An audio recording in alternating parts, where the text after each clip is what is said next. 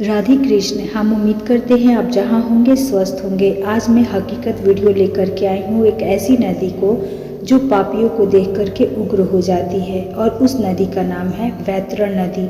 आइए जानते हैं कि ये नदी कैसे उग्र हो जाती है पापियों को देखकर। जिस तरह यमलोक के मार्ग में दुखद और कष्टदायक है, उसी प्रकार यमपुरी की नदी भी भयावह है। गरुड़ पुराण के अनुसार इस नदी का विस्तार 100 योजना यानी 120 किलोमीटर है। धरती की नदियों में जिस तरह जल प्रवाहित होती हैं, उसी प्रकार इस नदी में रक्त और मवाद बहता है।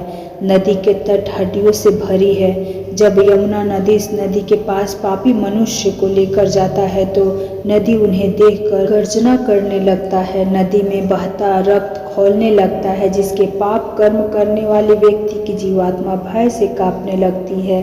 इस नदी में मगरमच्छ, सुई के समान मुख वाले भयानक कृमि, मछली और व्रज जैसी चोंच वाले गिद्ध रहते हैं। यमलोक जाते समय इस भयानक गांव से गुजरना पड़ता है। इस नदी को पार करने के लिए एकमात्र नाव है, जिसे एक प्रेत चलता है। यह प्रेत नदी के तट पर पहुंचकर पिंड से बने शरीर से बसे आत्मा से पूछता है कि तुम्हारे पास ऐसा कौन सा पुण्य है जिससे तुम नाव पर बैठकर नदी पार कर सकते हो।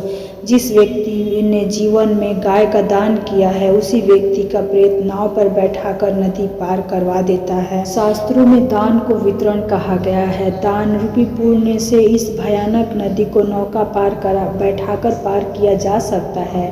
इसीलिए इस नदी का नाम वैतरणी है। जिसके पास दान रूपी पुण्य नहीं होता है, उसके नाक में कांटा फंसाकर आकाश मार्ग में विचरण करने वाले यम के दूत नदी के ऊपर से खींचते हुए ले जाते हैं। मरते समय आवाज क्यों बंद हो जाता है? नदी में जीवात्मा की पिंड से बने शरीर को नदी में मौजूद भयानक जीव काटते रहते हैं, जिससे जीवात्मा मूर्छित हो जाता है। इस तरह बड़े ही कष्ट से पापी मनुष्य इस नदी को पार करते हैं। इस नदी को पार करने के लिए ही शास्त्रों में गौदान करने के लिए कहा गया है। कई व्रत भी ऐसे हैं जिसके गौदान का फल मिलता है।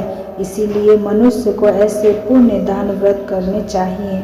वैतरणी नदी के बारे में कितना सच है, कितना झूठ है, प्लीज़ मैसेज में ज़रूर बताएं ताकि मुझे समझ में आए। अगर वैतरणी नदी के बारे में संक्षिप्त में आप जानना चाहते हैं तो प्लीज़ कमेंट में लिखना ना भूलें।